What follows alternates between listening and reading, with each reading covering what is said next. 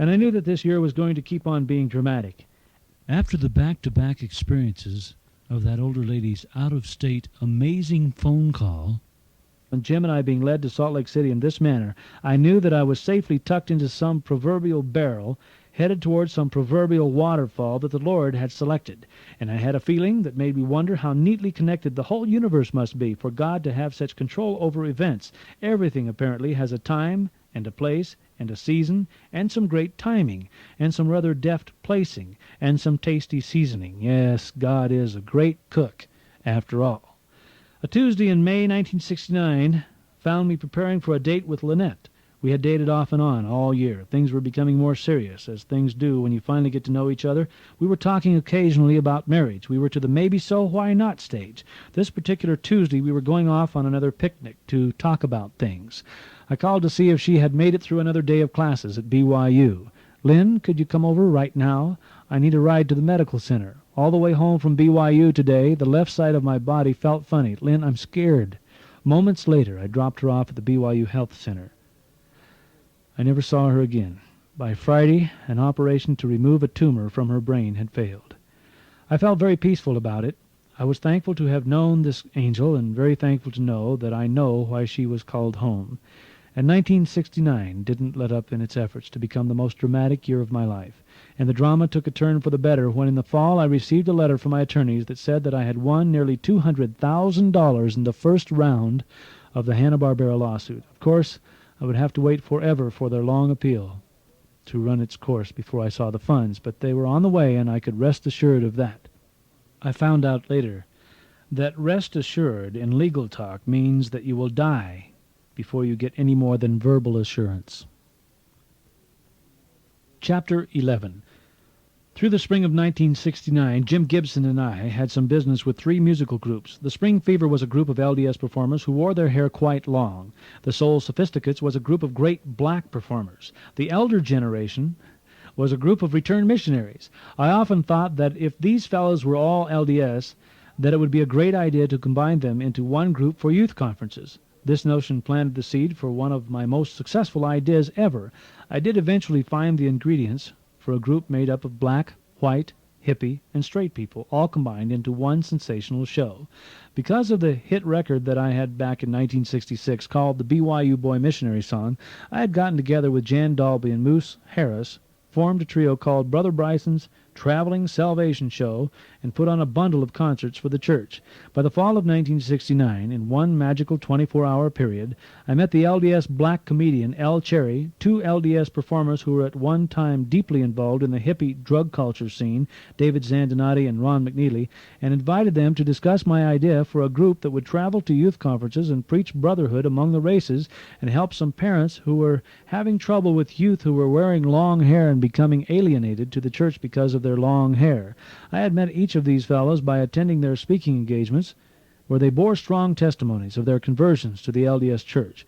We had all read in the Book of Mormon how the sons of Mosiah had traveled throughout the land of Zarahemla, trying to repair the damage that they had done to the church, and we thought that what those fellows had accomplished they were able to do because they called upon the Spirit of God to help them, and if we had any kind of faith at all, we might be able to also accomplish great good calling upon that same Spirit.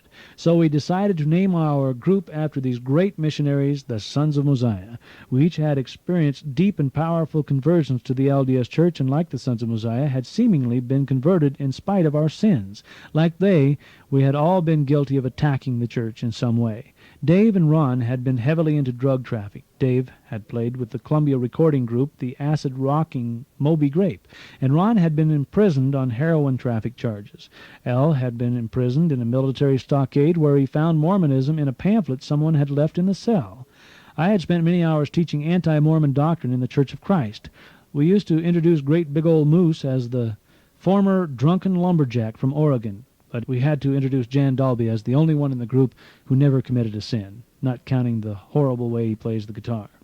I remember talking to one professor at BYU who didn't know that I was the leader of this group, who thought it was absolutely ridiculous that some rock and roll guitar players had degraded the great name of the Sons of Mosiah by dragging their name through the mud. I'm sure that if we knew that many people would react this way because they hated our music, we would have probably selected another name. But to the pure in heart, all things are pure. Right? In November 1969, the Negro priesthood issue was hitting the news daily. The drug problem among the youth was perhaps the biggest social problem ever. Our group spoke meaningfully to each of these problems and a whole lot more problems besides. Letters poured in from every corner of the church telling us of conversions that were brought about by our group. We spent the next 10 months presenting the Sons of Mosiah show to nearly 250,000 Latter-day Saints and their non-member friends. But the thing that was truly amazing about our travels was that we were followed by miracles, and I would like to share some of them with you in this book. Starting in November 1969, we approached the ASBYU social office for a booking at BYU. I had played to a couple of packed houses the preceding year at BYU, and I figured that this show would be a cinch follow-up to those two shows. First we were hired, then we were canceled. The reason given for the insulting cancellation was that we were deemed to be selling our testimonies for money. In our place, the Mason Williams Show was hired, a show known for its filthy folk rock songs. It seemed to us that Mason Williams was selling his testimony also, but because he didn't call it that, the ASBYU social office felt better about booking his show than ours. And I had to wonder if the ASBYU social office would always just naturally allure vice presidents who would always oppose my unorthodox stratagems. We all became quite concerned. After being together one whole month and not receiving one booking, I took the matter up with the Lord. While upon my knees I had this sudden flashback to my patriarchal blessing, how the paragraph that had talked about a mission with the youth had been mysteriously replaced with another paragraph that talked about obedience to the law of tithing. I quickly figured up my earnings since last paying a full tithe, and I was exactly $90 in arrears to the Lord. I checked my bank account and found that I had $90.10. At least, I sighed to myself, I won't be overdrawn. If I pay my tithing today, I'll have 10 cents left over. I always was one who liked to challenge the Lord on his promises. I rushed up to my bishop's house with a $90 check. I could hardly wait to rush back home, get on my knees again, and say, "Okay, Lord, it is now your move." About 10 full seconds passed, and the phone rang right there. I heard those funny beeps a phone makes when someone is calling long distance, and I knew instantly that this would be a stake president somewhere calling to book our group. I felt like saying, "Which stake president are you?" Instead, I said, "Hello." I didn't want to come on too strong. "Lynn, I understand that you have gotten together a really powerful tool against the forces that threaten our youth. This is your old stake president from Santa Barbara. As soon as I heard about your group, I knew it was what I needed, and I was just sitting here debating whether or not I should call and ask you on such short notice to come down here for next Saturday night. Can you make it? Oh, by the way, so you won't have any trouble getting here, I'll put a special delivery check in the mail for $100 if you'll come." President Harold Haldeman, my old friend, must have really been in tune that day as he sat pondering whether or not to call, and maybe it was the tithing check that I had just paid. Something had cleared the airwaves between us, and I noticed that the Lord is very good at math. After I tithed on the check that President Haldeman sent, the next day I put $90 back in the bank, and from that moment on, it was as if some great gate had lifted, and we obtained a steady stream of bookings so proliferous that we eventually had to buy a private airplane to keep up with the demand. In fact, we played Saturday in Santa Barbara, Sunday night in Utah for a BYU Stake Fireside, and Monday night for the largest gathering in the history of Spanish Fork. Spanish Fork police told us that at least 2,500 people were turned away from the steakhouse where we performed. I know that must be true because inside the building people were jammed to within 2 feet of the microphone on the stage, and you literally had to go outside to find a place to fall down. All of this, mind you, in the first 7 days after I had paid my tithing. During the same week, I was approached for at least 10 or 20 other bookings from Pennsylvania to California. We booked 10 concerts in the Eastern Atlantic States Mission alone. Tithing is a most peculiar gospel principle. To me, the way our booking started up so abruptly defied all the laws of advance publicity and public relations campaigning. This was to be only the first in a long series of miracles. All of our performances were received magnanimously, howbeit if the ASBYU social vice president would have had his way, we would have been held back forever until we would have decided not to bear our testimonies in our show. We began to encounter the strangest phenomenon in our bookings. There are two possible explanations for what I am about to tell you. One is that we were lucky enough to be blessed with a most unusual streak of close proximity bookings, or the other is that our bookings were being arranged by some heavenly being. Let me explain. For 10 straight months, you could pick any week in our schedule and see this odd pattern developing. When we were asked to do a Friday evening in Cheyenne, Wyoming, we were surprisingly asked to do a Saturday in Denver, Colorado. The same thing happened when we booked St. George, Utah. We followed the next night in Las Vegas, Nevada, Palo Alto and Moraga, California, Glendale and Pasadena, Salt Lake and Brigham City, and so on and so on. The bookings would always come just a few miles apart, though sometimes the bookings were made months in advance.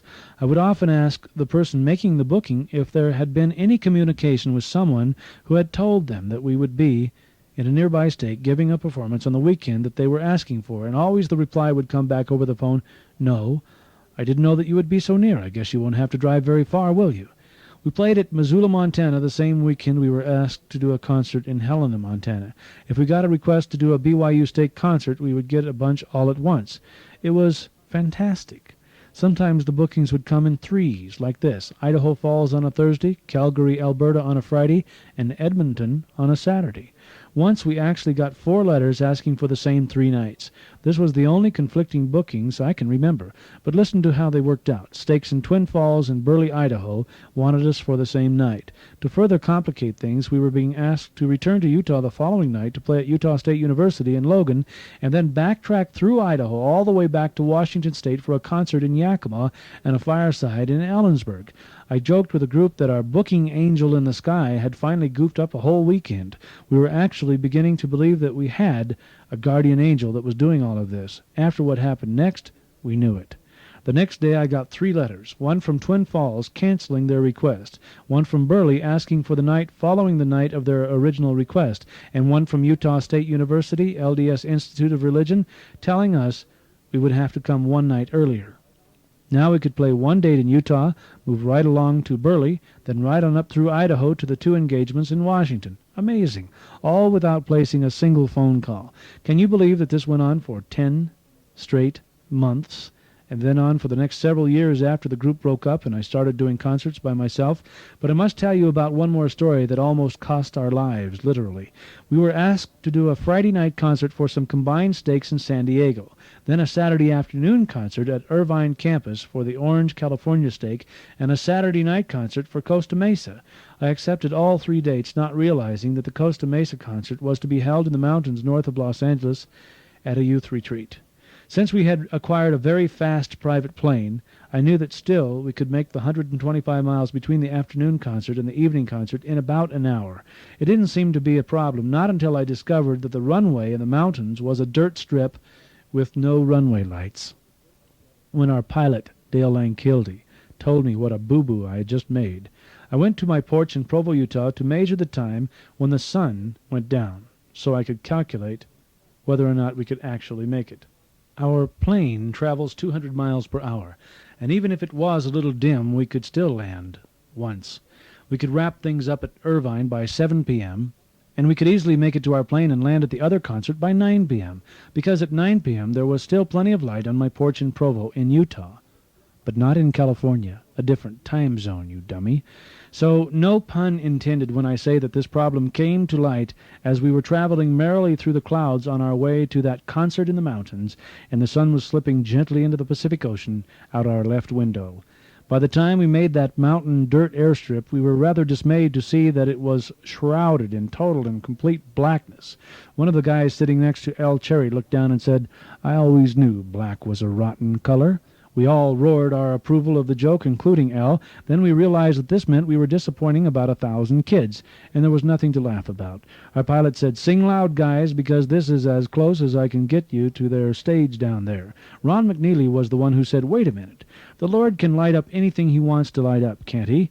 Let's just ask him to light up this one silly little valley right now." L. Cherry quipped, "Okay, Ron, you pray. I'm not going to be the one struck by lightning just so the flames from my body can light up that dirt runway. Let us pray." And we did. And the valley below lit up like a carnival. At that moment the kids down below heard us woefully circling above them. They surrounded the runway with their cars, turned on their headlights, and all we had to do was land, we thought. Those lonely little headlights down below didn't show us the web of high-tension power lines that were stretched across the valley upwind of the runway. They loomed like a giant spider's web to catch us. In that split second, when they appeared to have us trapped, I had resigned to my death. I didn't mind so much the thought of dying as I minded the thought of dying as a barbecued torch sailing through the air at 200 miles per hour. Dale Langkildy jerked back on the controls that sent us into a straight-up stall. We barely cleared the last wire, then we banked over the wires and started straight down. We were going to crash nose first. Dang. Now I was going to die as a pancake. Dale banked that baby so hard into the runway that the shocks went clear down metal to metal and then some. The plane reeled side to side. Kids were running everywhere. Dust was flying everywhere. I knew that now the prop was going to take out at least the first 5 rows of kids. No one on the ground could tell that we were not in control of that big white bird. But this is a miracle story, and it had a miracle ending. I don't know if the crowd was roaring or if it was my stomach when we climbed down to the ground. Right then, a big, burly, no-shirt-on guy pushed his gray, crew-cut hairdo self through the crowd of kids. I knew that he was not the director of the youth conference by the way that he bit down on that cigar. "Who's the pilot of this coffin on wings?" he barked. Dale said, "I am, sir. Son, you will never fly again. I own this runway, and we've had people killed here, right and left, trying to land here in the dark. The FAA will have your license tomorrow." I interrupted.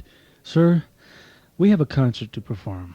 We do a show designed to get these kids off of drugs, and, well, it's working. And if you don't mind, we need to get going, or it will be too late to accomplish some work that is sort of a matter of life and death with us. That's why we landed under these crazy conditions." Surprisingly, he choked back a tear. "I guess it is a matter of life and death. I just lost my son last month. He overdosed on some real junk." He just turned and walked away. We were free to go and perform. That man, whoever he was, has stayed in mind all of these years. There was no way to bring back his son, but he understood how important the work was that we were doing, and maybe for the first time, so did we. It was important enough for God to compensate for our bad planning and to make some plans of his own to light one silly little valley in more ways than one. That night our truck never did find us with our sound gear. We played a couple of old Sears and Roebuck guitars that some of the kids loaned to us. Jan Dalby improvised by shaking gravel in a root beer can. This was without a doubt one of the most spirited concerts I have ever been to. We received a ton of mail from those kids. Lives were rededicated to the Lord, especially ours. Later in Moraga, California, we played to a similar situation. Our gear sat on a runway in Denver, marked for delivery to Chicago by mistake by some friendly Skies personnel, while we waited in vain for it in Oakland, California. The concert went great anyway. We had gotten so we could give this show with toothpicks and rubber bands if we had to. After that concert, there was this one unforgettable little girl who came up stuttering to us after about an hour and a half of waiting in the line of autograph seekers. She waited for the line to go away. She had something private to ask us. All alone at last, she stammered, "Well, what do you do when the devil is inside of you and won't go away?" Once before at BYU I had to exorcise an evil spirit from a young girl who was rolling around and quivering in a like manner on the floor of her apartment. Strangely, though, at BYU the girl cried out alternately to be delivered from the demon within and then to tell me to go away and leave her alone, as if the demon would occasionally get control of her tongue. The girl at BYU had later testified that she was in great pain throughout the ordeal, and at no time did she remember crying out for me to leave her alone. Yet the several witnesses had heard her yell this at me many times during this horrible event. Obviously, something inside of her was speaking through her without her even being made aware of the motion of her mouth. Now here before me was another young lady, also in the grip of some evil spirit to the extent that she could barely talk. This had apparently come upon her during our concert. I and one other member of our group went to a car outside with this girl. We administered a blessing upon her head. She went into a beautiful state of calm, and then, without stuttering a word, she told a shocking story about how her brother had been loading up on LSD. He was taking what are known as astro trips, a separation of the spirit and the body practiced throughout the world by many cults, including Scientologists in our own country. She had gone to her bishop with this whole story, but he unfortunately refused to believe that such a thing could happen.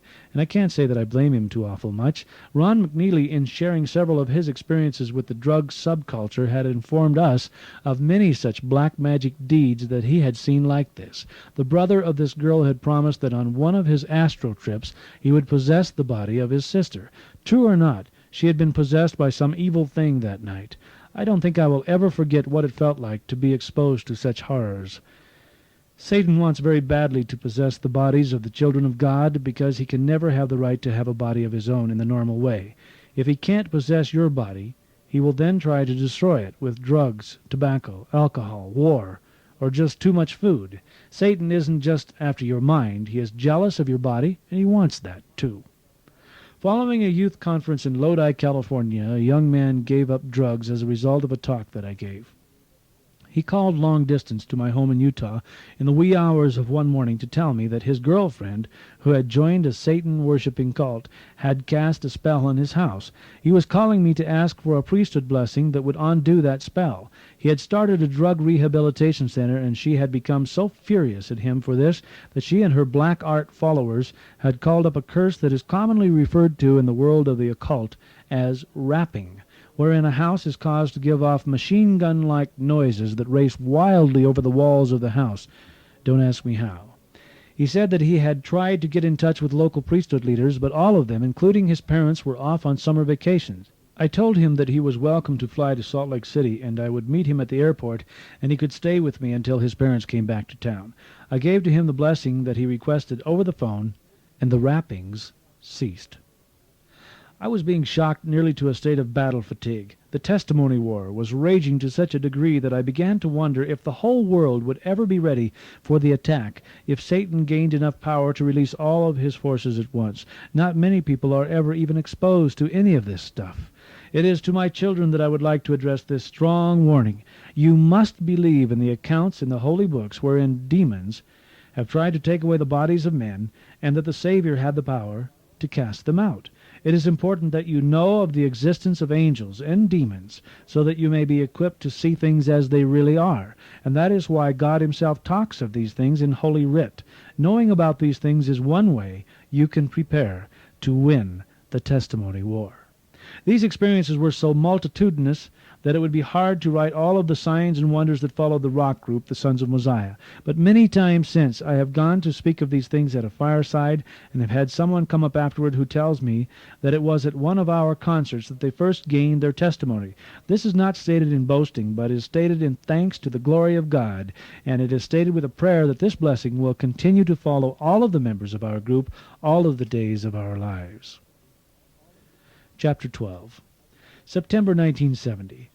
I was the best man at the wedding of Jan Dalby, standing in the line shaking hands with the guests. Theodore Burton, the general authority, came through the line. He was the very man who had interviewed me for the mission call that never came so long ago. I didn't expect him to remember the event, but I wondered if he could offer an explanation as to why I was never called back in 1961 to go on a mission. He answered that he had never interviewed a single soul that did not receive their mission call, but if this had in fact happened to me, then I was the only one. However, he said, I have been in this high calling long enough to know that if your mission call was prepared and a wind came in the window and blew it into the wastebasket or something like that, then that was the Lord expressing his will about your call to go on a mission, because the Lord may have had some other plans for you. Now you tell me, has anything else occurred that explains things in your own heart better than what I have just told you? He winked. I smiled back at him. Yes, sir. When the Sons of Mosiah met at my house in late September 1970, we were emotionally exhausted. We jointly quit. We were $9,000 in the red. We agreed that I would take over all of the assets of the group, the sound system, and the rights to our one record album, as I would also be asked to carry the load of all of the debts of the group. 24 hours later, I was called by a friend who wanted to express grief that we had finally broken up the group. I told this person of our financial problems. To my shock and dismay, he said, I heard that the reason you guys broke up is that a couple of you were excommunicated and banned from all church property. Who was it that got the axe?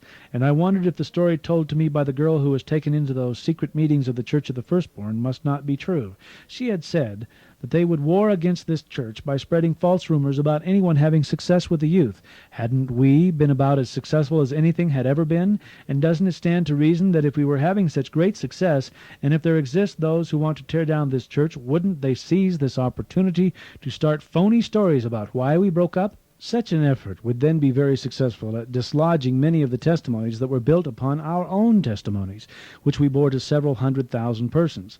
Or should I just assume that it was the latent proneness of the LDS to gossip? Either way, I could see the work we had tried so hard to accomplish being easily undone by this satanic gesture on the part of someone, and all within one single day of the time we had broken up the group. Lest you should think that this rumor was an isolated case, I would like to spend a little time analyzing a few of the many such cases where I was almost sure I was dealing with Latter-day Saints with either warped testimonies or no testimonies. I really had to tussle with this one. I didn't want to come right out and accuse some people of being members of the Church of the Firstborn. I realized the cleverness of Satan in fighting against the church in this manner, for if the sons of Mosiah had any hopes of not only accomplishing great good in and of ourselves, but also hoping to inspire other young men to campaign in a like manner for the good of the church, such hopes were thoroughly dashed upon the rudeness and disparaging words of those who were fellow saints. Some saints are surely saints in name only. Observe the proclivity principle in a most horrible form. At one of our more successful performances, a stake president came backstage to warn us, "Gentlemen, I'd like you to know we'd like you to clean up your show a little for us tonight." At these very uncomforting words we gave each other a silent stare, and then inquired what on earth made him say that to us. Had we been accused of doing something wrong? "All I know is that we have been warned about you by Brother So-and-so from BYU. After our concert, we naturally rushed home to see what it was that Brother So-and-so had found out that made him do this horrible piece of gossip on our heads. In the BYU office of this great man in the church, we saw him draw from his files a letter that had been forwarded to him by the general authorities. Make sure you understand now that this letter was not written by the general authorities. It was merely passed on for investigation. It was from a man whose name I will remember forever. I would give his name here, but he has since been excommunicated, and for all I know, he has repented and come again within full partnership with the Lord, so I shall not disgrace his name by putting it here. This letter was read to us in full. It was written in response to the 10 concerts that we had given for the Eastern Atlantic States Mission, where we had averaged, according to the testimony of the mission president, Norman R. Bowen, at least 20 baptisms per concert. Whether this man was of the firstborn sect or not, his letter had the same devastating effect upon us. This man's letter was claiming that I had called the temple garments by a degrading name. What had happened was that I had told the story of the KMEN DJs calling the temple garments by a degrading name to illustrate how the world will fight against the testimony that you have of the things that matter the most. I have heard general authorities use similar examples, but this man seized the opportunity to claim that I had made the remark, expressing my feelings about the appearance of the garments. Nothing could be more absurd. The letter then went on to excoriate L. Cherry for bearing his testimony about being a black man, while yet being able to understand that it was the Lord's wisdom that kept the priesthood out of reach for such as himself. I know that Al's testimony was uplifting to thousands, and to have kept him from bearing his testimony would have been to keep many from actually joining this church. Let us study the effects of this letter. If this man had hoped that this solitary letter would do us harm, his hopes were realized in full. The man at BYU, who is one of the finest men I have ever met, still succumbed to the temptation to let fly against us without first bringing the matter to our attention to allow ourselves the chance to defend ourselves. Instead, a great many stake presidents heard from his believable mouth that we were scoundrels. Now we knew why we got such a cold shoulder at our last concert. Worse yet, we were soon to find out, as concert date upon concert date was canceled, just how damaging a single rumor could be. We soon slid into the red over $9,000, and we had to quit altogether. As we told our side of the story, and as we bore our testimonies to this great man at BYU, he broke down and wept with us at what this would mean. Rumors were set in motion by his wrong deed that have been fanned to consuming flames, so much so that to this day each of our group has had to shoulder some embarrassing questions from people inquiring to know if we are, quote, still active. To set the record straight, each member of the group has gone through the temple. With the priesthood becoming available to the blacks, Al Cherry was the last one to go. Each one of them is still called upon frequently by various stakes to come bear their testimonies to the church. Each still carries with him fond memories of our group and the thing that we did. There never was a shred of evidence to support a single derogatory thing that was ever said about any of this group, except maybe the way Jan Dalby played guitar. Actually, Jan was probably the best guitar picker we had. Once my own stake president at BYU banned my scheduled concert in my own ward. He said that he had heard that we were banned from performing on any church property. I asked him if he would come over for a private concert. He came. He not only liked what he heard, he recommended it. There was one rumor that persisted about us being banned because Dave and Ron wore long hair. I went to LeGrand Richards, the apostle of the Lord, to ask what we should do about the rising numbers of members of the church that were questioning our right to perform before the youth of the church because we appeared to be defending this taboo about long hair. I have no doubt that even after I say what Elder Richards told us, there will still be those who know better. We were prepared to do whatever he recommended. We first explained to him the reason for having those guys on LDS stages with long hair in the first place. They were our drawing card for all of the many youth who were completely turned off to the conventional reactivation tools of the church. By coming out on stage as black, white, hippie, straight, we could present an image of unity unheard of anywhere in today's distorted Christendom. Elder Richards was only concerned with whether or not our idea was working, and when we bore testimony of the many conversions wrought among those young men and women whom we had seen, many of whom were even the wayward sons and daughters of stake presidents and bishops, he was deeply touched. He offered the following counsel, and these words and quotes are not his exact words, but I trust that my memory serves me well enough that they might as well be, for the impact of his statements will stand the test of any who would ask him to defend what I have written about what he said. Brother Richards said words to this effect: "Brethren, I hope that you will understand why I am for the dress standards of BYU. In this wicked world there are those who seek to destroy everything that is good, and many of them can be identified by a sort of uniform that they wear. Honorable men of the world do not generally wear that same uniform or style of dress. What we have tried to do at BYU is working. We have tried to discourage that element of our society from flourishing at BYU. The dress standard does the job for us. What you are doing is in an entirely different context. Sure, you are performing on the stages within our church cultural halls, but I am sure that you are not saying to our youth that they should rebel and destroy the good that we are doing at BYU. Instead, you appear to be teaching that the gospel is true. I can see that you might be filling a very important vacuum where the church needs a lot of help. Lorenzo Snow wore a long beard, didn't he? And we know that the Lord loved him, and at the rate things are going, we will all be wearing beards again someday." I couldn't keep from laughing as he rubbed his chin vigorously. "You know, it is sort of like what Benjamin Franklin said a long time ago. When some fad outrages the public, you can't be the first to go along with it, nor the last. Either way, you will look bad. Now, you boys don't need to stand up on the stage and say that Elder Richards told you that you could wear long hair. Just go ahead and do it, if you think that by doing so you will increase your chances to serve the Lord, and He will bless you for it." Many times in my life I have learned this one great lesson about the general authorities of the LDS Church, that they are all men of God, and very often there is a great distance between their thinking and the thinking of the masses, and that is why they are the general authorities. God bless them. A lady missionary approached me backstage at a youth conference in Arizona. She asked, "Why did the stake officials let you come to be our speaker? I am curious. Weren't you excommunicated?" When I asked where she had heard such a thing, she replied to my utter dismay that she had heard it in Canada. Who knows what good we might have accomplished were it not for the rumors.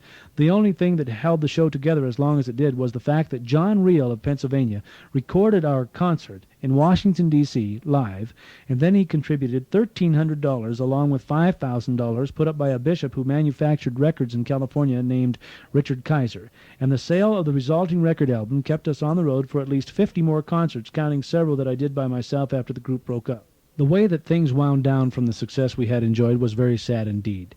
First, I formed a group using Rex Bushman, a fantastic LDS performer from the Las Vegas show circuit, and Bobby Apperson, a recent LDS convert from the Buffalo Springfield rock group. This first group sort of lost interest when we went over a cliff in an Idaho snowstorm, destroying our fabled Sons of Mosiah bright red VW bus. It was a miracle that we were not all killed. Bobby was thrown through the back window, and the place where I would have normally been sleeping was crushed to a thickness of less than 1 inch. We were not scratched. The second group I put together was made up of Jeff and Rex Cokerhans and Bill Bacon. They later signed with Capitol Records as London Bridge and had several releases. Together they and I had a disgusting first. Since I always booked shows with LDS people, I never had to worry about signing a contract until we played at Southern Utah State College at Cedar City. Here we received one of our largest standing ovations ever. Following the concert, we sold all of the record albums that I had brought. These were Sons of Mosiah albums of the original group. We were congratulated for a fine concert. A check for $500 was to be mailed the next day. Instead, a letter came signed by only one student body officer. It read that our concert had so damaged the reputation of the school social office that they doubted that anyone would ever come to their concerts again. They were for this cause going to refuse to pay us the agreed amount. Now, Bishop Richard Kaiser was short about $5,000 for his part in helping to get our Sons of Mosiah record albums made. One of the reasons I was continuing the concerts was to pay him back. I had paid back the $1,300 owed to John Reel, and I had promised to him this particular $500. I hated to tell him what had just happened to his money, so I called the president of the college.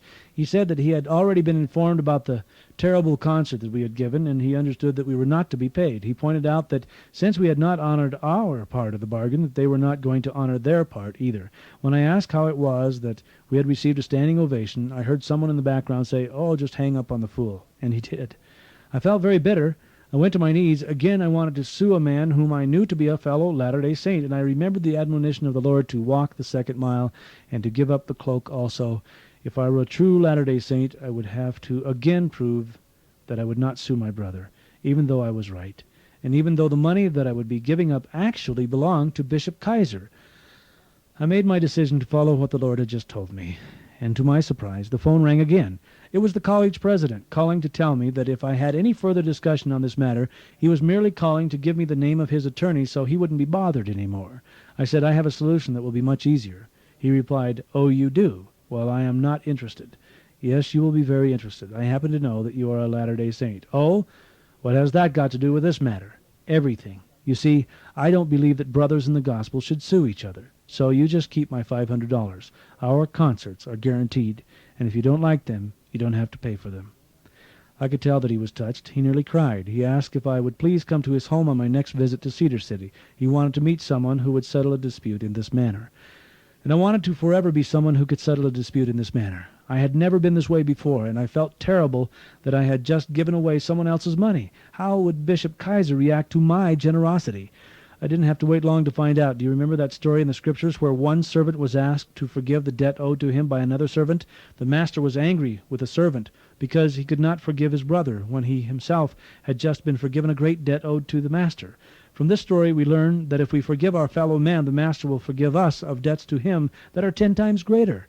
I forgave $500 owed to me by SUSC. And Richard Kaiser called and politely relieved me of the entire $5,000 debt to him, saying that if I ever had the money to pay him back, to do so, but for the time being to concentrate on doing my best in the gospel. He had given us that help because he believed in what we were doing, and he was sorry if he had caused any pressure in his previous phone calls. Something had given him a change of heart, and he said that he wasn't going to worry about that bill anymore. I wanted to believe that the Lord had intervened in his thinking just like he had intervened in mine.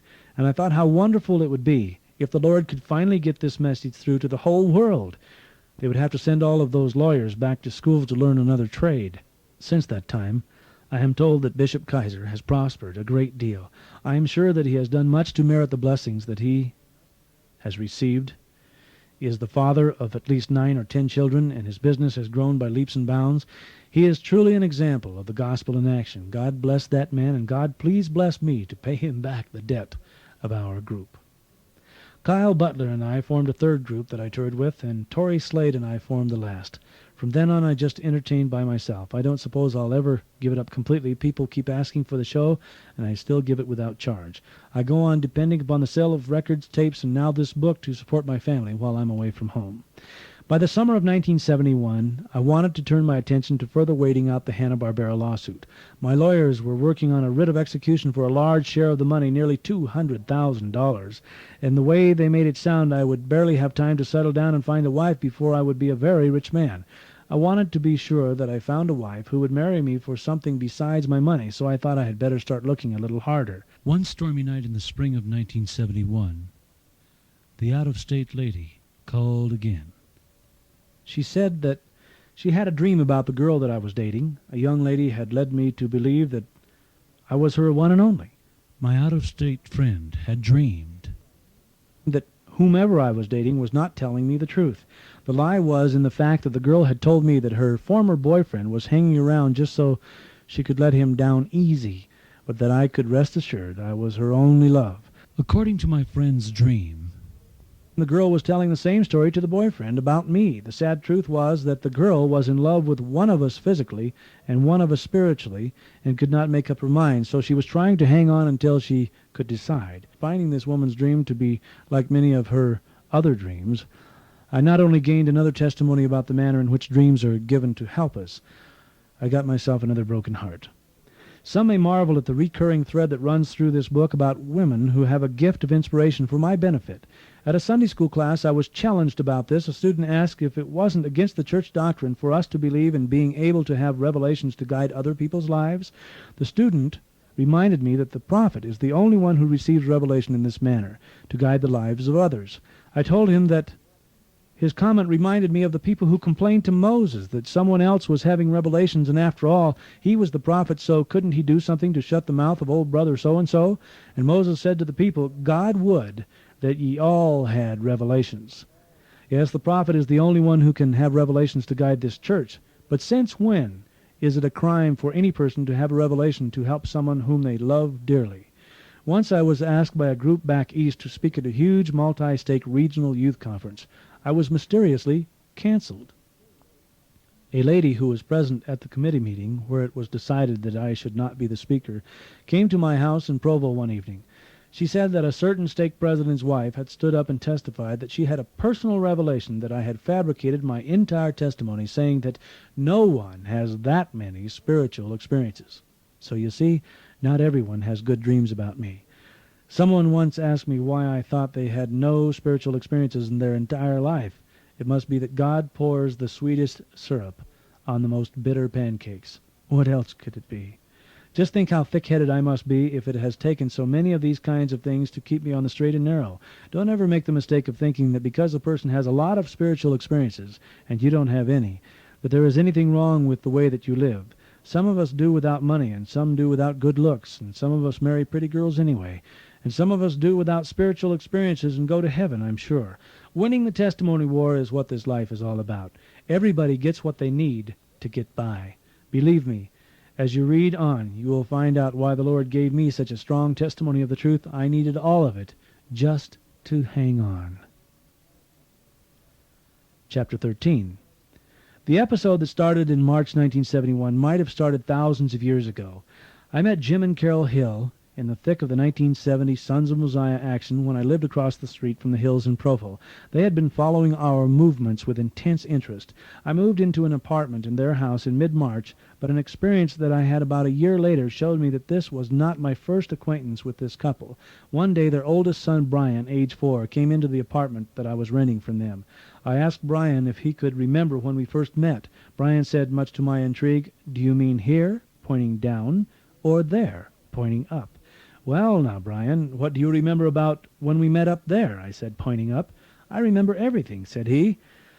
I just had to see if this young boy could actually be having a recollection of our former place of birth, the spirit world that exists in the presence of God, where we all spent eons prior to our coming to earth. We are told that there is a veil of forgetfulness that separates us from our premortal existence, and yet sometimes, especially among children who are closer to the veil, there is a tiny spark of memory, like a single footprint after the tide of time washes away the evidence of our presence in that other world. And we can marvel at the knowledge that this earth is not our first home. So I began to quiz young Brian. "Do you remember what kind of clothes we had up there?" His answer was swift. "The only kind of clothes I can remember were all white and sort of baggy." He gazed far off as if trying to remember if there were any other kind of clothing. I tried to trip him into proving that he was only fabricating this wild thing, but again he passed the test. When I asked him to try to remember what kind of glasses I wore, he remarked with a grin, "Nobody wore glasses up there, not even you." Right so far.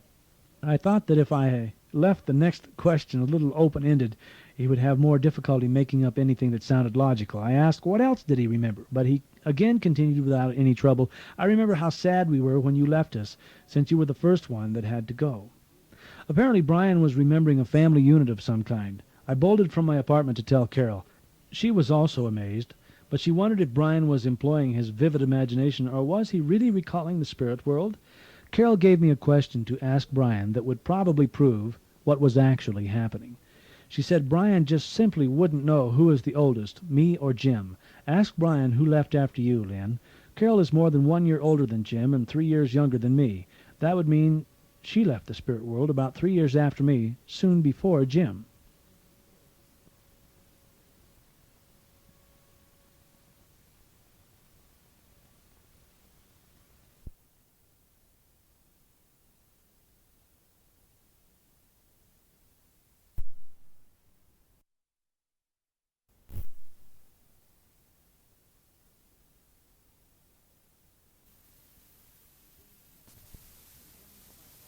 Returning to my apartment, I asked Brian if it was okay if we continued discussing the spirit world for a while. Again, he gave an interesting answer. He said, "Okay, but my tummy starts to hurt whenever I think of these things, and the only way I can stop my tummy from hurting is to stop thinking about these things." Then I popped my big question, asking him who left after I went away. He said, "We were all real sad for a long time. We missed you a lot. We were all still together, though. Then all of a sudden Mommy had to go, and a little after that Daddy went away too." Now, realizing that his little memory stored up treasures of knowledge beyond belief, I had to ask him the ultimate question. Since I was single and had no idea who I would be marrying, I had to ask, was there anyone there with me? I think that is a perfectly normal question for a time like this, seeing myself as a single 32-year-old man. He dispelled all doubt that there was someone for me when he chirped, "What do you mean? There was a lot of girls there with you." Good grief. Did this mean daughters or wives? But alas, he couldn't remember the relationship. He just knew that they were all mine and I was all theirs. How absolutely overwhelming. The events of 1971 and 1972 cannot all be written so easily. It would double and triple the length of this book to write half of the sacred events that happened. Perhaps one day Jim and Carol will write a book of their own and tell some of them. Suffice it to say that there were dreams and visions and wonderful things beheld in the skies, and many signs that our lives could be used in the building up of the kingdom of God. We knew that we were to prepare for some future mission. I knew that I would soon find a true love, and this would be a way that God would at last help me to accomplish my mission on earth. Orson Pratt once said that when 2 beads of mercury are placed into a test tube and then shaken, they will merge together in such a manner as to appear as if they had never been 2 beads, but always just one. He identified this as physical affinity. He then said, "One of the greatest thrills of life comes when you find another spirit, so much like your own that your every goal is met on the same plane, and all of your desires are equal to accomplish the same good." This phenomenon he identified as spiritual affinity. And so it was with these friends that I have mentioned, and it has been a great thrill to find them again here on the earth. Jim and Carol had already begun a project of their own when I came along. They were heavily involved with an Indian children's chorus that they had organized. They were making a record album that was taking nearly 2 years to complete, and they asked if I would help them and take over the directing of the album. After participating with the first album and deciding to make a second one, I began to hear so many heartwarming stories about these little kids and their lives on the Utah Indian reservations. I decided that I wanted to write a movie script so people would know about the drama that was going on under their noses.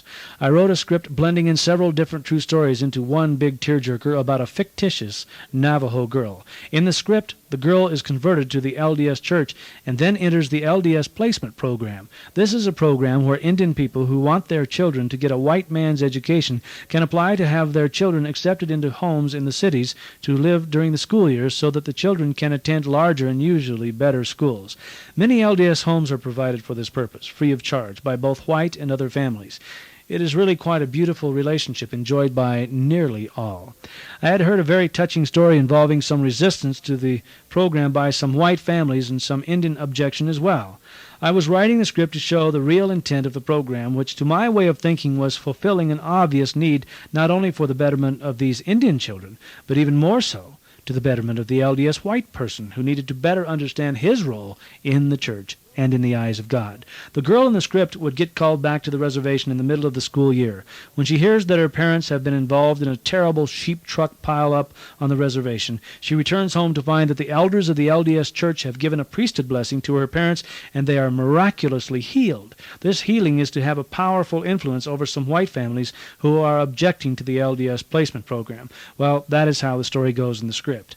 Jim decided that he and Carol could scrape enough together to make the entire movie. We budgeted $12,000. We never really cared if we made any money back. The main thing was that maybe more people would believe in the inspired placement program.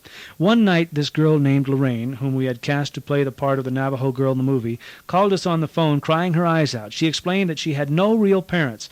Her grandmother had raised her since she was a baby. She exclaimed to us, "It is just like in our movie. My grandmother has been in a terrible sheep truck accident. What can I do?" She was in a state of near shock. I told her to have the same faith as the girl in the script. If she would call to the LDS mission home in that area, 2 elders could be sent to bless that poor grandmother. By the next afternoon, Lorraine called from the reservation to say that her grandmother had been healed by the elders. After what seemed like hundreds of incidents that led up through the completion of this movie, you might get the feeling that this movie was to fulfill some glorious purpose. The BYU Motion Picture Studios told us that they could not have completed this film for less than $125,000, and yet we had produced the film and 2 record albums for $12,000. I showed the film to President Spencer W. Kimball. He had invited Elder Bruce McConkie to view it with him, and upon its completion he arose and said, "Well, Bruce, there's nothing wrong with the doctrine, right? The film was really very amateurish, but we took it to the placement program people. They took it to the reservation. At the conclusion of one showing, a very large Indian man with a very deep voice stood up and said, 'Show it again.' This was a showing involving about 100 Indian people who didn't want their children influenced by the placement program. That film lasts for about an hour and a half. It was wrapped back and shown a second time. At the end of the second showing, nothing was said for a while. Then the whole crowd got up and registered their children for the placement program. I was overwhelmed. We had thus been repaid 1,000,000 times over what we had spent in time and money by seeing some bright young faces given the chance to change the whole future of their race. To my own children, you and I were blessed by virtue of our birthright to be given for free many things that others only dream of.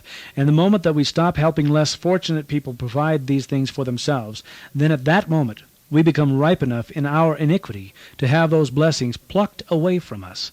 And perhaps that day will actually come, not just for our family, but for this whole country. You must never stop thinking about this, or one day you may have to think about nothing else." Chapter 14. Everything that happened before March 23, 1973 was black and white, and everything that happened afterward was technicolor. On this day I married a tall, auburn-haired beauty with great big eyes, Patricia Lynn Jacobs, who looks like a model with a model disposition to match. Decided she could put up with my lifestyle. No one will ever know the suspense that preceded our marriage. I worried what her parents would think. I was not only divorced and a dirty old man of 33, but she was young, 21, innocent, and very lovely. I had no job at the time. The Hanna-Barbera lawsuit loomed as a possibility still, but it looked like it might drag on forever. I found out, though, that her father had died when she was only 9. Her mother had gone through so much trial during this first marriage, and then so much loneliness until Patty's wonderful stepfather came along several years later, that at last I had found an entire family that knew something about the way that I felt. I was beginning to believe that there was not a single family in the whole church that would accept me just the way I was. It seemed that instead of everyone in her family being leery about me having been divorced or about my tenuous job situation, everyone in her family considered that the number one criterion for marriageability was to be spiritually worthy of this special sort of a girl. And isn't that just as it should be? Patty is very difficult to describe, for I have met no one else like her. Imagine, if you can, someone who has never thrown a fit of rage and yet has very definite and very well thought out opinions. Her roommates told me that they call her still the peacemaker. They said that things in their apartment could be in a complete state of angry disruption, and she could walk in and tensions would suddenly relax. She is a most unique, powerfully soft person, and I am not. I was brought up around family and friends that knew how to yell to get their point across. She is teaching me that other way. When we were first married in the Salt Lake Temple, she expressed to me how worried she was that in our marriage she could never catch up to me because I had been exalted in her eyes as a very knowledgeable Sunday school teacher, and I tried to explain to her that the only reason anyone needs that kind of knowledge is so that they might become as gospel-oriented in their actions as she had already become. Though a man has all of the gifts of the gospel, if he can heal the sick, raise the dead, and cast out devils, speak in tongues, and do all manner of other good works, if he cannot be like Patty, then Paul says that he is as a sounding brass and a tinkling cymbal. In our marriage, Patty teaches by divine example, while I sit in the corner and rattle the brass. As you shall soon see, God knew that if I were to make it through the years just ahead, then I would need to have a perfect light for my feet, so I would not lose the way entirely. The devil was stunned. He knew that with Patty by my side that I would be no easy mark any longer, so he pulled out all the stops. The first baseball bat that came crashing down on my skull was to turn the testimony war into an all-out fight for life. I was slowly and literally dying from all of the pressures resultant from the things I have talked about so far. I thought I was just trying to find a mission in life. I thought I was just trying to wait out a very long $1,000,000 lawsuit. I thought I had just been trying for 33 years to find the right love affair. It didn't make any difference what I thought. What was actually happening was that I was slowly killing myself with anxiety. Patty took a job from her brother Mike, so he could quickly qualify for some health insurance. A very expensive operation was coming on fast. About my 7th night in the hospital following surgery, a hose that had been jammed down my nose and throat for about a week started bringing up a lot of bright red fresh blood in the middle of the night. I had noticed this for a little while in the half-light of my room, so I summoned the nurse. "Is this normal?" I asked. "Oh, sure," she said. "Go back to sleep." It was anything but normal. Within moments, a team was hooking me up for an emergency transfusion. I had lost nearly all of my blood. I later found out that the nurses on the floor had formed a prayer circle at the end of the hallway to ask that I might live. I am also told that if I had waited another few seconds without calling the nurse, that I would have quietly gone to sleep forever. The next few months were spent in a strange sort of a twilight. I rested from the operation. I've never known what it was like to be so far out of energy all of the time. I spent my days in the genealogy library in Salt Lake City. I went to the Provo Temple for my father. That was a spiritual moment beyond description. He had died 3 months after Lynette in 1969. I spent my early mornings fixing breakfast for Patty. She was still working for her brother Mike. I shall never forget the sight of her, with all of that long, flowing dark hair, pregnant and running down the hill to catch the bus in the knee-deep snow, before the sun had fully appeared, while I sat at home waiting for my strength to return. At Christmas, my father-in-law, Bert Dickerson, co-signed with me so I could at last obtain the first piece of recording gear for my long-awaited recording studio. I had decided that since I no longer could depend upon the Hanna-Barbera lawsuit, I would do that which I should have done a long time ago. I would buy that studio one bolt at a time. I would wrest it from the hands of the devil by sheer willpower. I set up a recording studio in the basement of the house we lived in, which once was the home of Patty's grandmother. This was to become the starting place for what I hoped would grow to a $1 million business. In less than 3 years, this incredible goal was realized. About 2 weeks after I had all of the equipment necessary to begin making professional jingles, a knock at the door of our house at 7 a.m. came from the hand of my first customer. His jingle brought in $750. Others liked his, and the business began to roll in. As a songwriter, I hadn't tried writing jingles, but this proved to be the start of something big. While things were picking up steam, I decided to drive a taxi. Patty quit work, and instead of the bacon, she brought home our sweet, sweet little girl child, Sarah. While the money began to mount up toward a better and better studio, I finally heard from the Hanna-Barbera lawsuit. I knew that I would be getting something no matter how much they were able to turn the ears of the judge in the appeals court. You just can't write 61 songs and get nothing for it, not when the records sell $13 million worth. Upon hearing the amount of the final award after all these years of waiting, I have something to say about our judicial system. It most certainly cannot be the answer to anyone really needing justice. Hanna-Barbera agreed that they would pay me a royalty, but instead of merely using the royalty number in my contracts, which would have resulted in $1 million being paid to me, they picked a number out of a hat or somewhere. They made out a royalty check for $10,000, sum total. My lawyers phoned to say that their expenses came to $9,800 and I would be receiving a check for $200. I asked why we were not going to appeal, and the answer I got teaches a lesson that all would do well to remember. They first quoted to me the decision written by the appeals court judge. It was maniacal. It read, Mr. Bryson has previously been awarded a judgment of over $1 million. Hanna-Barbera has agreed to pay him $10,000, so there must have been some mistake. The award is hereby reduced to $10,000, or words to this effect.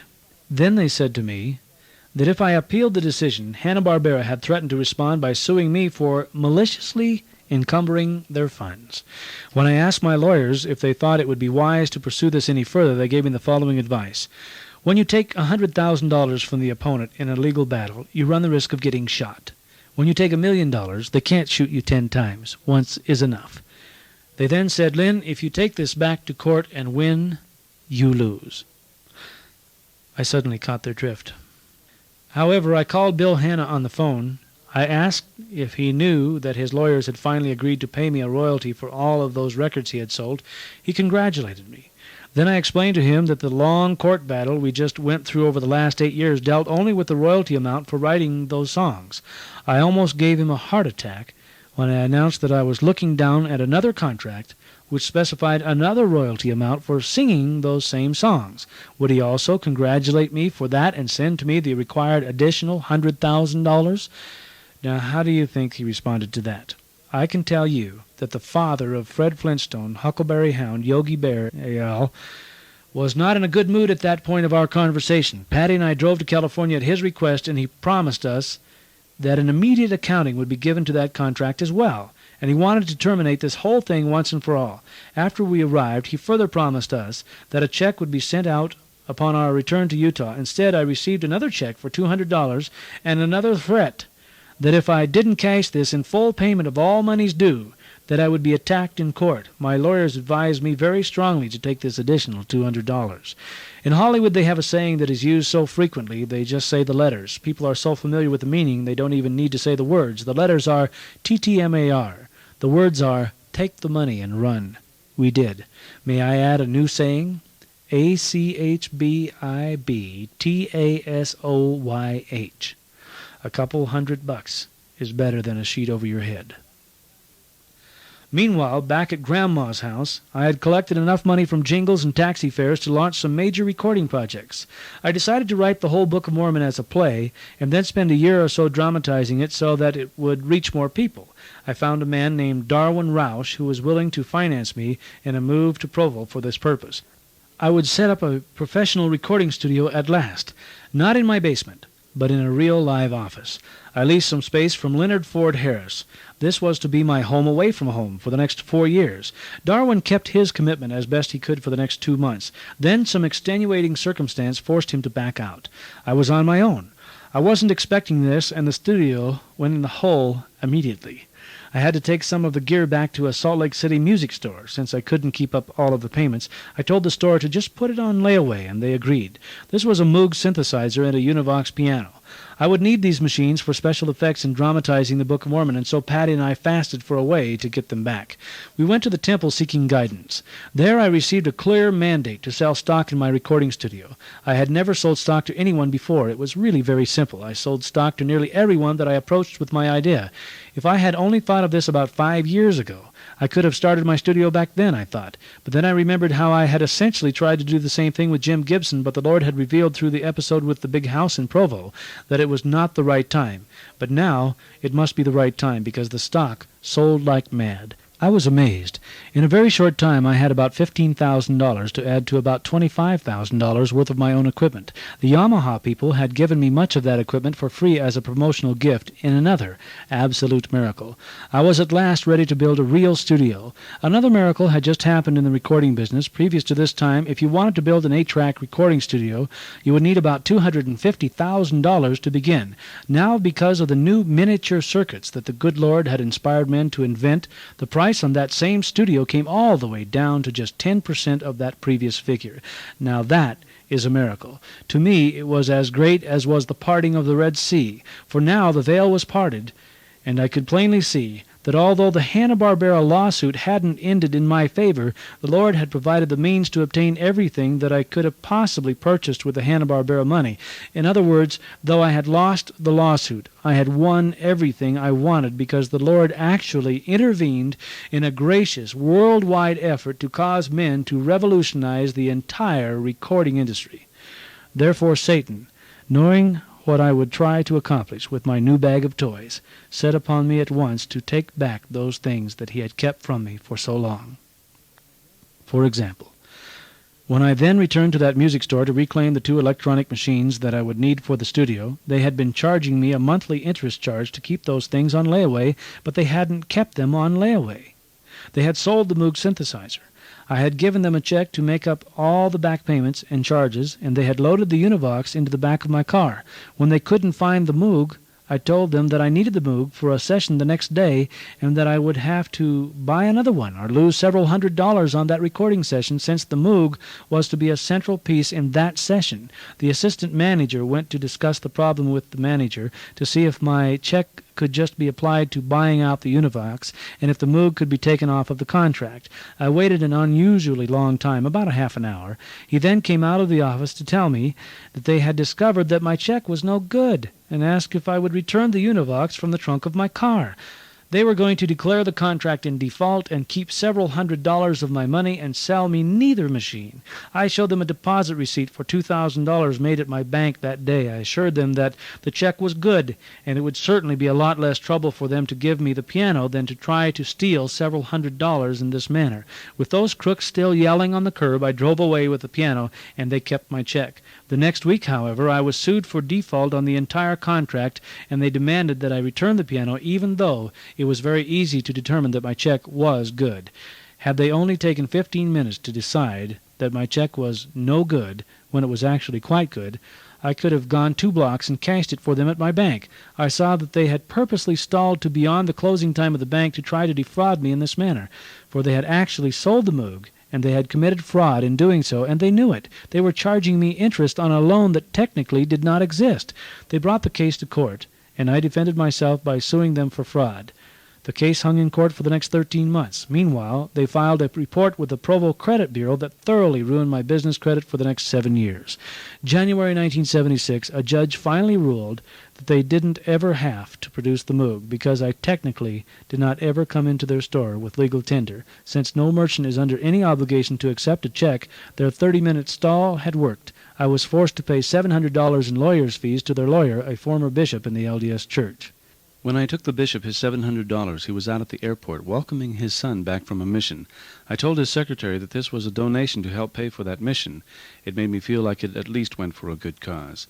This lawyer told me in a subsequent phone call that he had a legal right to my money and it was not a donation to his son's mission. I asked if he thought that if he had a legal right, did he also have a moral right to take my money? He responded that legal is moral, and I responded, yes, just like in abortion. And President Wood's prophetic words were just beginning to come to pass. The saints were employing the proclivity principle to prevent me from using my studio for the upbuilding of the kingdom of God, and I knew that, therefore, I must be on the right track. Consider what it says in the Doctrine and Covenants, section 124, verse 48. For instead of blessings, ye by your own works bring cursings, wrath, indignation, and judgments upon your own heads, by your follies, and by your abominations which you practice before me, saith the Lord. The Lord here is talking about people who pollute his holy grounds and things like that. Why would such a scripture exist if there were never going to be those who were guilty of doing these things? I remember pondering what had just happened, and for the first time being shocked to find out how hatefully men could twist the law to their own benefit against a fellow saint. For what harm had I done these men that I should pay them $700 or even anything at all? I only wanted that which I was willing to pay for, and instead 3 fellow Latter-day Saints had taken a sizable chunk of my money, all because they found a way to do it, not because they had sold me any goods or services. It would have been nice if this whole event would have just ended right there. It wasn't the loss of the money that mattered so much. From January 1975 to the present day, I have had to live with that credit bureau report, and it eventually robbed me of my entire studio, as you shall see. In other words, Satan had planted a time bomb that would keep going off in my face for several years. Satan really had his forces on the move. In February 1975, 1 month after this lawsuit had begun, the curtain already went up on the next act that Satan had planned. I inadvertently plugged the wrong cord into the central piece of equipment in the studio and blew the entire studio into a squalid puff of smoke. It took the entire month of February to fix everything. I counted over 1,500 screws that had to be undone just to get at all of the damaged parts.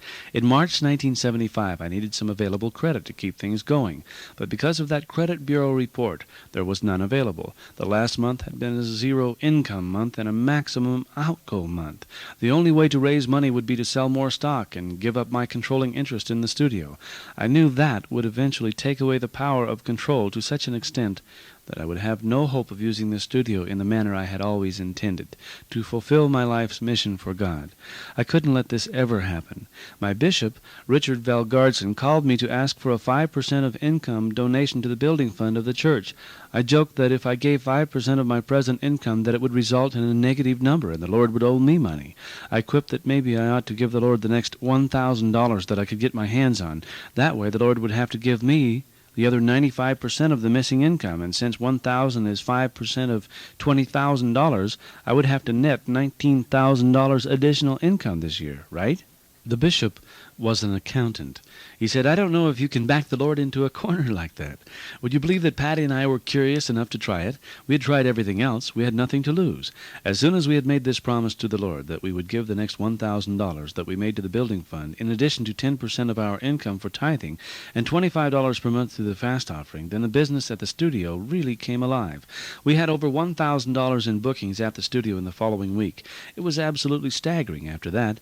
It was as if we had passed some great big test, and the windows of heaven were opened. The studio was booked to the point of exhaustion. By the end of the year, the very reason that I had built the studio was made known to me.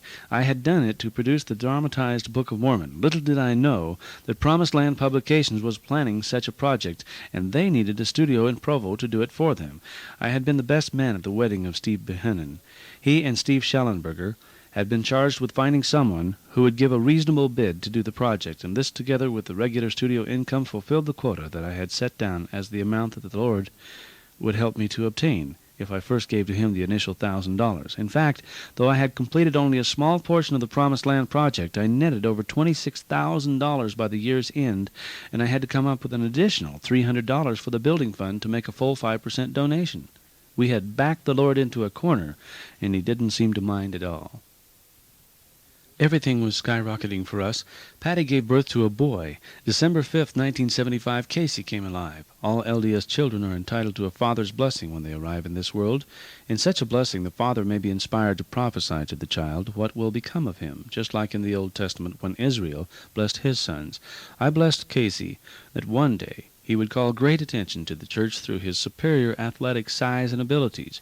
When I sat down from blessing Casey, Patty asked me if that was personal desire or priesthood inspiration. Well, we are both great BYU Cougar fans, and we shall see. It is too soon to tell for sure, but Casey is twice the size through the shoulders of any kid his age on our block. The other day he threw a great downfield-type block at his rocking horse and totaled out our large saltwater aquarium and about 30 fish. That's my boy. Chapter 15. Even though our business began to soar in 1975, there were many times when our company had to pass up money-making opportunities that we were not big enough to handle. I would try for a loan only to find the negative credit bureau report standing in the way. No loan meant no equipment. No equipment meant no ability to accept the contract being offered. If I had to guess at the total dollars lost because of that credit bureau report, which was caused by those LDS businessmen at that music store in Salt Lake City, I would estimate that it cost at least $250,000 in lost business just during 1975 and 1976. Funny, but what the credit bureau actually accomplishes sometimes is directly the reverse of what they would like to do, which is to cause business to prosper. There was one fellow that I met that tried to help. He was usually successful at obtaining loans for businesses that were in a bind like mine. There are many men who have great ideas, and because of one tiny flaw in their credit history, they can never get the normal lending channels to help them. Gary Salazar ran a business in Salt Lake City, helping other businesses to get their loans. Gary asked one day if I would do a jingle for some of his friends that were going to buy the Utah Stars pro basketball team. He presented the finished jingle to his friends, and they loved it. But as luck would have it, these friends weren't successful in their bid to buy the ball team. No problem, I would just take the jingle into the new owners of the Stars and sew up a $5,000 deal. I made the mistake of telling the new owners that the other would-be owners really liked the jingle. Dummy. That meant that professional jealousy would preclude the new owners from liking the jingle at all. Their promotional director sneered, "It is far too black." I reminded him that they had bought a black basketball team, and the music was very appropriate for the great team that they had. Look, Sonny, you can't sell a black ball club to a white city like Salt Lake with a black jingle. I couldn't believe that we were having this whole conversation. To us people in the music business, it was a great compliment to have your music even come close to sounding black. Not many white guys can do it. I really blasted him off his chair when I told him, "Look, I can prove how wrong you are by selling this jingle just the way it sits to BYU." "Har, har, har," he said. Something told me that I had just lost the sale.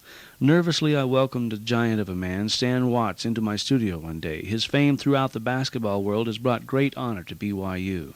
I had no idea if he could tolerate the jingle either, but I wanted to show it to him, just so I could have the last har, har, har if he bought it.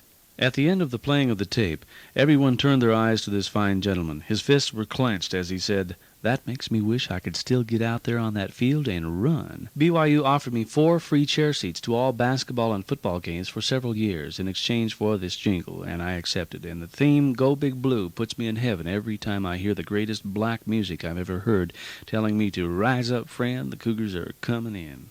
Soon my business was increasing beyond my dreams. A very good friend and stockholder gave me a personal loan when the local banks would not, and with his $10,000 I bought my very first cassette duplicating machine. I had worked around the clock for several months, and now the dramatized illustrated Book of Mormon was a reality. The first order from Promised Land Publications was for 70,000 cassettes. I began to look for other uses for this fine duplicating machinery. A great friend and next-door neighbor, Tom Valletta, was the manager of the University Mall Deseret bookstore. Our 2 families shared opposite sides of the same duplex. He told me that one day the store had dropped the price on the triple combination of the scriptures on cassette from $139.95 to only $99.95, with the result that the 10 Deseret bookstores had sold nearly 500 sets in a single day. He was asking how much it cost to produce them, and he wondered if the price wasn't still a little too high. I told him that I was spending about 60 cents each for the best cassette tapes that I could find, and that would mean that if I had the master tapes, I could do a set of the triple combination for about $15 in raw stock, so the retail price could go as low as somewhere in the $30 range. Tom exclaimed, "If you do that, you will sell about 1,000,000 tapes." That was prophetic. My first announced intentions to do this brought into my office a man who wanted to take over the marketing of this great idea. I refused strictly on gut feelings.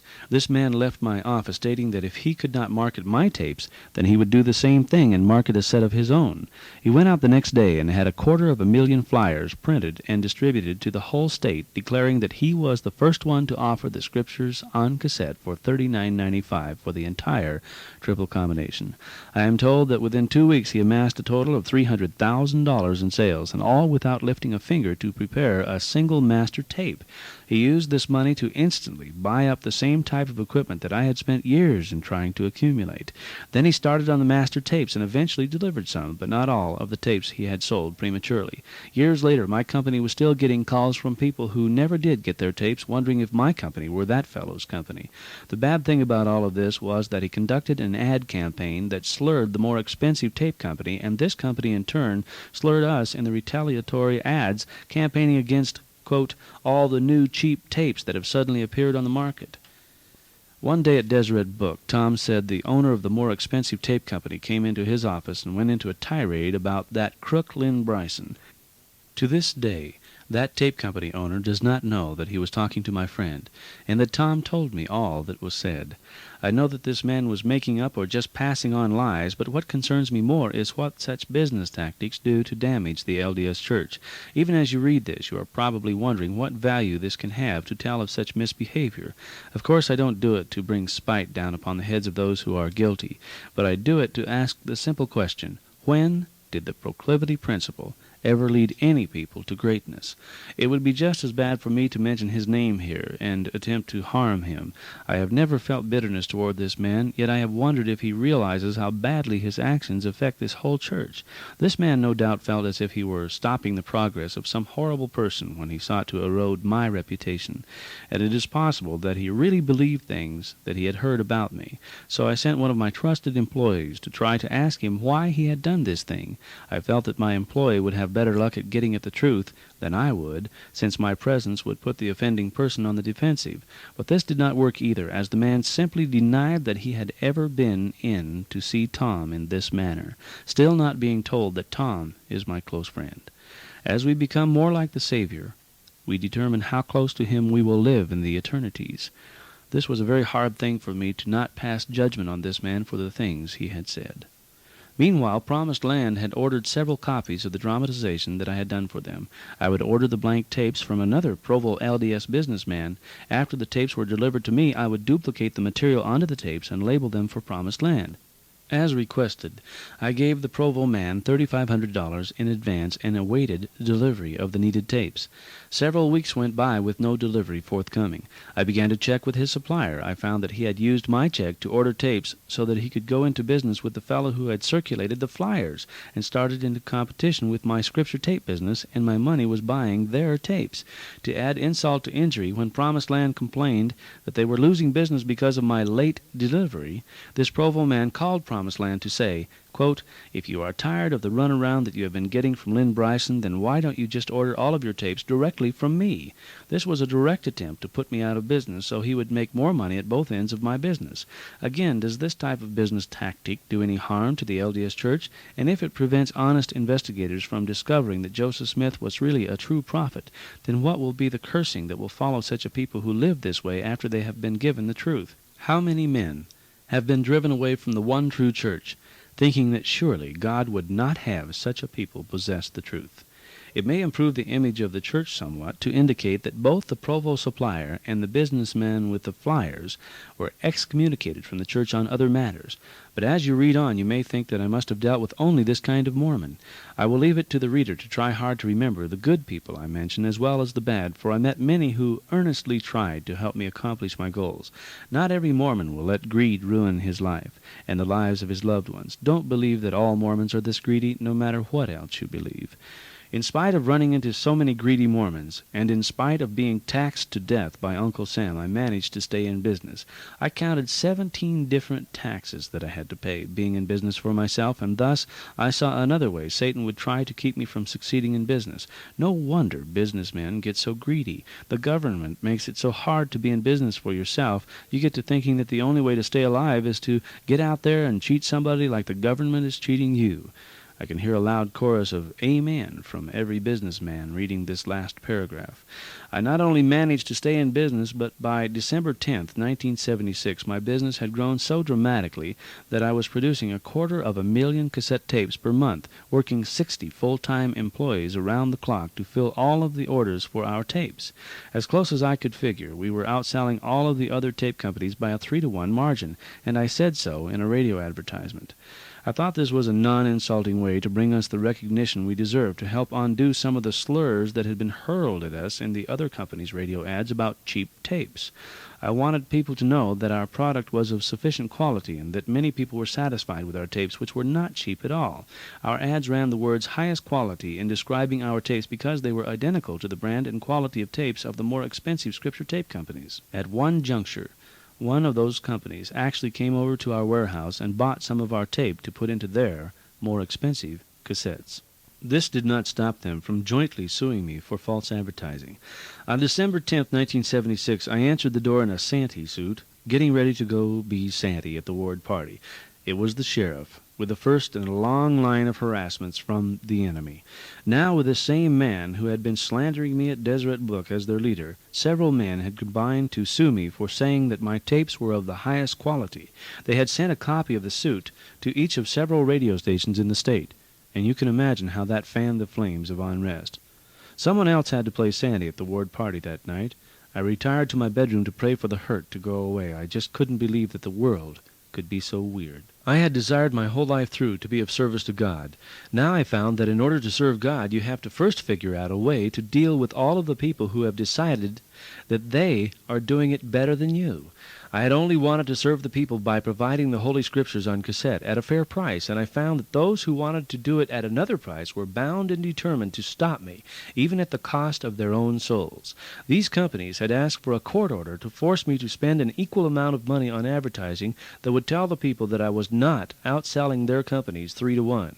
I put an end to their whole game by agreeing to advertise the exact ratio of my sales to their sales. If they would be so kind as to furnish me with audited statistics, that may have been 10-to-1. At any rate, they never responded. Let me recount some important things that led up to that visit from the sheriff. Ever since Patty and I were first married, I had promised her that one day I would buy for her a nice home filled with new furniture. On September 14th, 1976, that dream was fulfilled. I had worked hard, and she had been a most deserving wife. Now I was the respected president of 4 corporations: Lab Productions, Incorporated, Bryson and Hill Developments, Incorporated, Advertising Unlimited, Incorporated, and Syndicated Recording Studios of America, Corporation, with studios being experimented with in Spokane, Washington, and several built or planned in Utah. I had at last made the climb to the pinnacle where I knew that soon I would fulfill my dream to become a Walt Disney-type producer, in that I would soon have the wealth to produce LDS recording artists and perhaps some movies that would promote gospel ideals as well. I was bringing in over $100,000 per month, and if this could just continue, I could do much to help the church. At the end of November 1976, I paid a visit to a general authority whose name I'll not mention, because I want to quote some things that he said without making it appear as if I am stating things with the official sanction of the church. I had called this man on the phone to tell him of my progress in the recording industry, and more specifically, I wanted to ask him why the church was not making better use of the cassette industry. During the phone call that set up that first appointment, he remarked with amazement that I had called for this purpose because President Kimball had just given him a specific charge to find better ways to use the cassette in the missionary work. How's that for coincidence? Then, in our ominous meeting, I bore testimony to the fact that thousands of people were being strengthened by studying the Scriptures while driving to and from work as they listened to tape players in their cars. I wondered why the church was not actively promoting other materials for use in this manner, such as the missionary discussions, the Journal of Discourses, and other great church literature. He agreed and pointed out an even greater need for the focus of our discussion, and that was the need for the Book of Mormon to go forth on tape in every language. Nearly 2 billion people cannot read. The Lord is coming soon, and these people must be reached with the true gospel, as well as the billions that can read. So naturally, I asked him why the church is not at least recording the Book of Mormon in as many tongues as possible, and his answer nearly broke my heart. Because the church cannot afford it. The church is spending $5 million per day on the building fund, and we are far behind in that one program alone. The members do not pay a full tithe, and so the Lord cannot bless us. Until we tithe like we should, the Lord cannot bless us. Now, where had I heard that before? The next moment was the pivotal moment of my entire life to that point. As the next obvious question surfaced in our discussion, it led to everything that follows in this book, and beyond this book, into the lives of billions of souls. I asked this general authority what would happen if somebody were to pick up where Joseph Smith left off in his effort to publish the Book of Mormon to the entire world. And what if they were to gather funds for the recording and distribution of the Book of Mormon in the 76 languages that this church is currently speaking? He leaped up from his chair and said, "If you will do that, the Lord will bless you beyond your power to comprehend. It is clear to me that if it is to be done at all, and it surely must be, then it is up to someone like you that has both the ability and the means to do it." He was standing full upright before me in a moment that I shall never forget. Now it was clear to me that if I had a mission at all, this would certainly top anything that I had been impressed to do so far. Joseph Smith had brought the book out from under a stone where it had laid hidden for ages. He had spent his very life in trying to get the book published at the command of the very God who rules heaven and earth. Now, even the very coming of the millennium depends upon getting this book into an understandable form for all of the vast reaches of mankind. By the time Jim Hill and I left this office, this general authority had given us the promise that he would furnish us with a list of the first 20 languages that we needed to be working on, and we had promised to do it. We knew that we would spend about $50,000 in this project, and that seemed at the time to be such a paltry sum for the good that it would do. In telling our wives about our great day in Salt Lake City, it came to our attention that even if we prepared the master tapes, how then could people all over the globe afford the taped version of the Book of Mormon? People could scarcely afford it in English after we had brought the price all the way down from $139.95 to less than $40 for the triple combination. My mind then just sort of unfolded one of the most crystal clear images I have ever had the privilege of beholding.